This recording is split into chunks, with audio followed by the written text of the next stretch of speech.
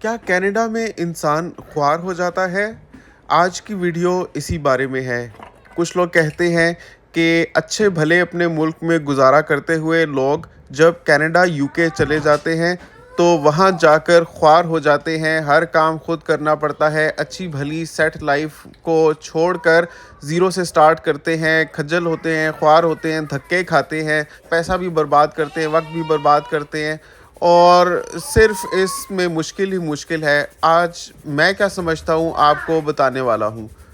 लेकिन सबसे पहले इस वीडियो को एक थम्स अप दे दें क्योंकि बिल्कुल सच बोलूँगा। मैं समझता हूँ कि मेरी ज़िम्मेदारी है कि क्योंकि मैं अपनी फैमिली के साथ पाकिस्तान से कनाडा माइग्रेट करके आया हूँ, तो मैं बिल्कुल सच लोगों को बताऊँ और कुछ भी उनसे ना छुपाऊँ, क्योंकि मुझे देख के बहुत लोग अपने माइंड्स बनाते हैं कि क्या उनको आने की कोशिश जी करनी चाहिए बोलो जी। पाकिस्तान के बाहर, दुनिया कैसी है, क्या वो सेट हो सकते हैं, क्या है क्या नहीं। तो याद है जोहा, मेरी ये जब आप मॉरल पढ़ने लगोगी आपको पता रिस्पॉन्सिबिलिटी है कि चलेगा मैं आपको बिल्कुल भी आता है। झूठ ना बोलूँ, कोई लेपापोती ना करूँ, जो चीज़ जैसी है वैसे उनको बताऊँ। तो सबसे पहली बात ये है कि जब आप बाहर के मुल्क में आते हैं ना, जैसे कनाडा, और अगर आपको जॉब मिल जाती है, जैसे माशाल्लाह मुझे मिल गई है, तो मैं अपनी सिचुएशन के मुताबिक आपको बताऊंगा।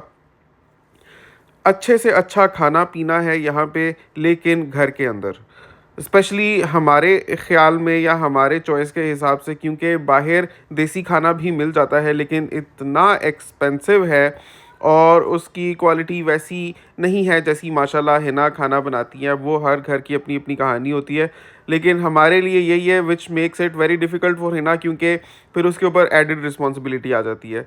लेकिन हम इंग्रेडिएंट्स इतने अपने घर में रखते हैं कि हमारा घर एक तरह का मिनी ग्रोसरी स्टोर होता है और घर के अंदर ही से सारी चीज़ें हम जो मर्ज़ी हमने बनाना खाना होता है, हम अच्छे से अच्छा घर के अंदर बनाते हैं। यहाँ पर लॉन्ग लाइफ और हेल्थ के लिए अच्छे से अच्छे सप्लीमेंट्स मिलते हैं। मतलब मैं पाकिस्तान में भी रहा हूँ, दुबई में भी रहा हूँ, लेकिन जितने मुल्क मैं घूमा हूँ दुनिया में अभी तक अपनी ज़िंदगी में, मल्टीविटामिन्स और ख़ास तौर पे हाई क्वालिटी मल्टीविटामिन्स के ऊपर इतना एम्फोसिस मैंने किसी मुल्क में भी नहीं देखा जितना कनाडा में है। कि आप किसी भी ग्रोसरी स्टोर में जाते हैं तो शुरू में ही सारे मल्टीविटामिन्स रखे हुए हैं कि हर आने वाले की नज़र से गुजरे। मतलब पाकिस्तान में मल्टीविटामिन्स का ये कॉन्सेप्ट होता है कि फार्मेसीज़ पर ही मिलते हैं और आपको नॉर्मल ग्रोसरी स्टोर्स या यूटिलिटी स्टोर्स या रिटेलर्स पर नहीं मिलेंगे। यहाँ पर तो सेक्शंस के सेक्शंस भरे होते हैं यूटिलिटी स्टोर्स पर मल्टीविटामिन्स के, और एक से एक अच्छे होते हैं यहाँ पर। उसकी वजह एक ये है कि यहाँ पर क्योंकि सर्दी काफ़ी पड़ती है तो धूप की कमी होती है। मल्टी वाइटामिन इसलिए रखे जाते हैं ताकि लोगों में ख़ास तौर पे विटामिन डी की डेफिशिएंसी ना हो जाए धूप कम लगने की वजह से। तो साथ ही साथ और भी बॉडी की सारी ज़रूरियात पूरी हो जाती हैं। तो मैंने देखा है कि यहाँ पर लोग बुढ़ापे में लंबा जीते हैं। जो बूढ़े बूढ़े लोग हैं उनकी चाल ढाल में ऐसी फुर्ती होती है माशाल्लाह, जैसी हमारे पाकिस्तान में मैंने देखा है लोग 45 ऑनवर्ड्स बस रिटायर होने लग पड़ते हैं फिज़िकली भी, तो उनमें नहीं होती वो फुर्ती। तो ये जो है मैं समझता हूँ कि ख़ास तौर पे अब मेरी जो एज है, क्यों हमने डिसाइड किया कनाडा आने के लिए, क्योंकि आगे आगे मैं ऐसे स्टेप्स लेना चाहता हूँ खुद भी और अपनी फैमिली के हिसाब से भी कि सेहत पर बहुत ज़्यादा एम्फोसिस रहे। तो पाकिस्तान में मेरा जो लाइफस्टाइल था, या ज़्यादातर लोगों का जो नौकरी नहीं करते लाइफस्टाइल होता है कि बैठे रहते हैं खाते रहते हैं, इस चीज़ को आप हो सकता है कि इतना ज़्यादा इम्पोर्टेंट ना समझते हो, लेकिन मैंने देखा है लोगों की तकलीफ़ को जो चलने फिरने से कासिर हैं ओवरवेट की वजह से और जिस्मानी बीमारियों की वजह से। तो ये बहुत ही इम्पोर्टेंट पॉइंट है, ख़ास तौर पे अगर आप इसको मिड 30s में रियलाइज़ कर लेते हैं और अपनी ज़िंदगी में ज़रूरी चेंजेस ले आते हैं, तो वो बड़ा बरवक्त और अच्छा और सही फ़ैसला होता है देर पा फ़वाइद के लिए। उस हिसाब से जो कनाडा की आबो हवा, जो खाने पीने और अद्वियात में असलीपन है, वो उसके लिए बड़ा साज़गार है। तीसरे नंबर पर मैं बात ख़ास तौर पे कनाडा में महंगाई और यहाँ पर टैक्स के हवाले से करना चाहूँगा, क्योंकि एक ये बहुत इंपॉर्टेंट पॉइंट कनाडा की नेगेटिव साइड पर रखा जाता है कि यहाँ पर टैक्सेस बहुत ज़्यादा हैं।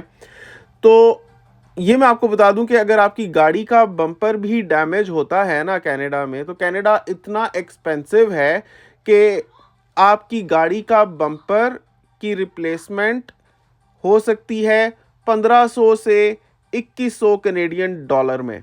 इसको अगर आप पाकिस्तानी करेंसी में कन्वर्ट करें तो इतने पैसे बन जाते हैं जितने में कोई सेकंड क्लास गाड़ी बंदा खरीद सकता है पाकिस्तान में पूरी। और यहाँ पर खाली नया बम्पर रिप्लेस होता है, मतलब अगर आपका बम्पर डैमेज हो गया तो नया बम्पर लगा कर देंगे। उसकी जो कॉस्ट है वो है तकरीबन 5 लाख रुपया। इतना महंगा है कनाडा। तो आप ये एक बात सोचें कि अगर आपके इतने पैसे लगते हैं एक बम्पर चेंज होने में, इसका मतलब है आप इतने पैसे यहाँ से कमाते भी होंगे कि यहाँ का ऐसा सिस्टम बना हुआ है कि लोगों से इतने इतने पैसे चार्ज किए जा रहे हैं बम्पर्स रिप्लेस करने के। तो ये एक फैक्ट है कि इवन आफ्टर टैक्स डिडक्शन आपकी माशाल्लाह इतनी सैलरी यहाँ पर होती है कि अगर आप बचाने पर आए तो कनाडा में तो नहीं, लेकिन अपने मुल्क में आप ठीक ठाक कुछ बना सकते हैं। अगर आपकी सैलरी है क्लोज टू 70,000 अबव, जो कि अगर मैं ओंटारियो के हिसाब से भी बात करूं तो ये अबव एवरेज सैलरी काउंट होती है।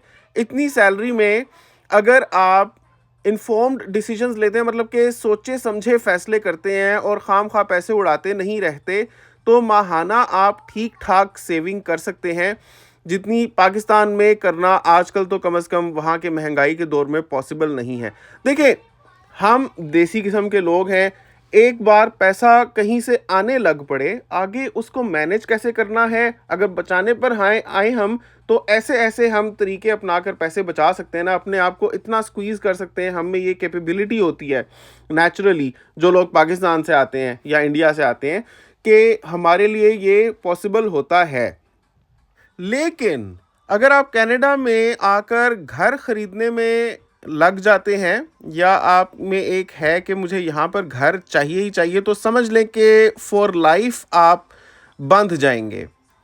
मतलब उस घर को पे ऑफ होते होते आपका लाइफ टाइम गुजर जाएगा।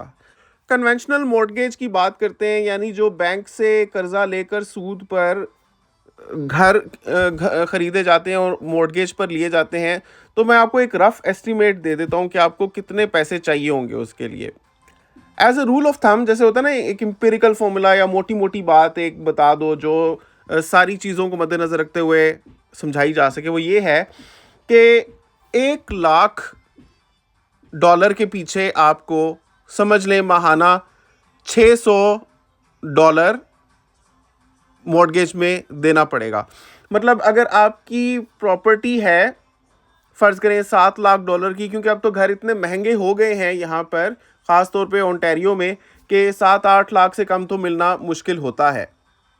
उसमें अगर आपने कुछ प्रिंसिपल पेमेंट दे भी दी है, जैसे आपने 5% डाउन पेमेंट दे दिया या 20% डाउन पेमेंट दे दिया, उसके बाद जो आप के पैसे बचते हैं बाकी देने, उस पर जो इंटरेस्ट रेट चल रहा है फ़र्ज़ करें 6.5% या 7%, तो आपको माहाना 1 लाख के पीछे $600 पे करने पड़ेंगे। इस तरह से फ़र्ज़ करें अगर आपका 4 लाख का लोन बाकी है जिस पर आपने फाइनेंसिंग करवाई है, तो आप समझ लें 4 लाख के पीछे आपको माहाना $2,400 भरने पड़ेंगे।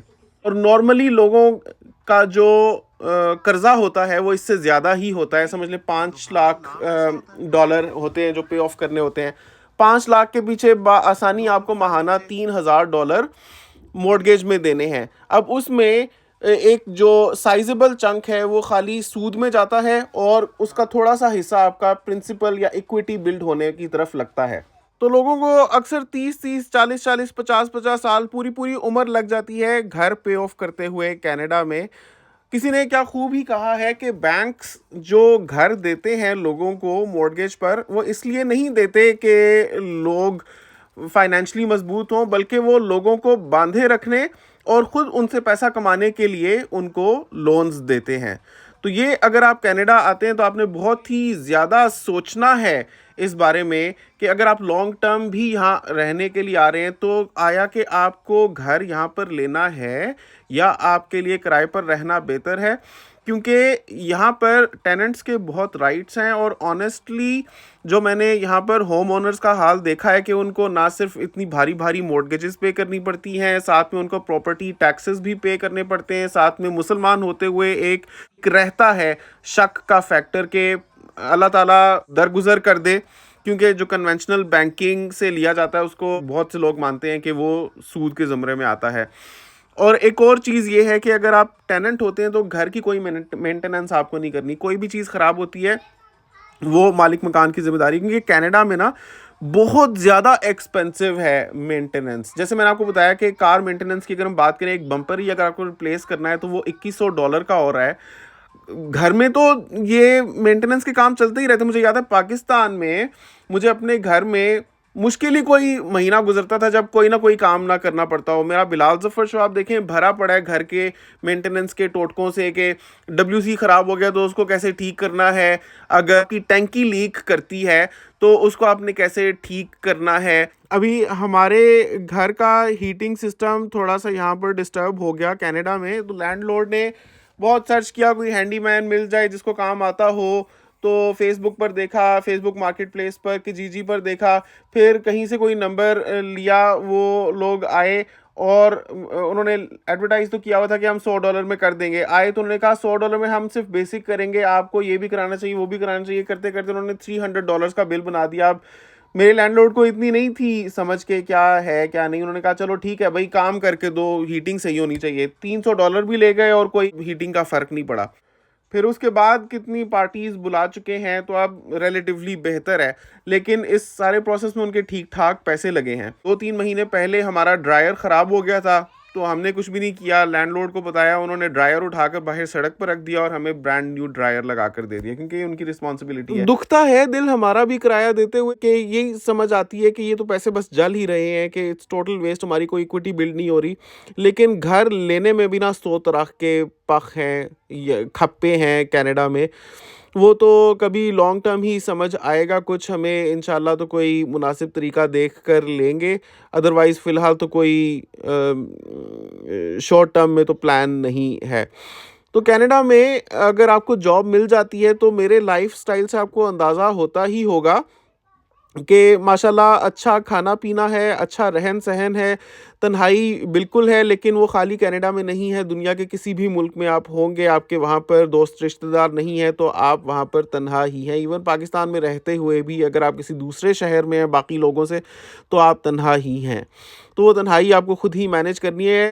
लेकिन ऑनेस्टली हम लोग माशाल्लाह जो यहाँ पर पीआर लेकर आए हैं ना, अपने आप को बहुत बेहतर और प्रिविलेज्ड पोजीशन पर पाते हैं, कम से कम उन बेचारे स्टूडेंट्स की निस्बत जो आते हैं कनाडा में लाखों रुपए अपने माँ बाप के लगवा कर इधर आकर एडमिशंस लेते हैं, फिर पढ़ाई करते हैं, फिर उसके बाद वर्क परमिट मिलता है, फिर उस पर जॉब करते हैं, फिर साथ में पीआर के एक मुश्किल और कठिन प्रोसेस में उनको पढ़ना होता है, और फिर 2-3 साल कम से कम लगते हैं, फिर जाकर उनको पीआर मिलती है।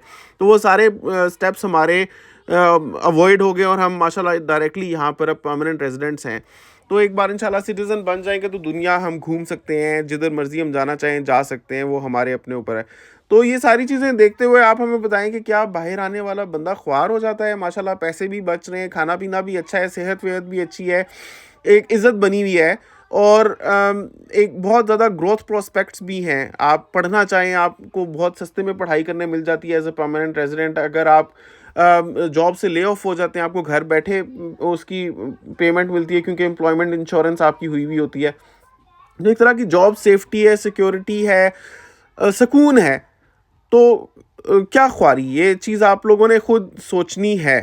नीचे कमेंट में बताइएगा ज़रूर कि आपको लगता है कि ख्वारी है या नहीं। आपसे मिलता हूँ अगली वीडियो में, दुआओं में याद रखिएगा। अल्लाह हाफ़िज़।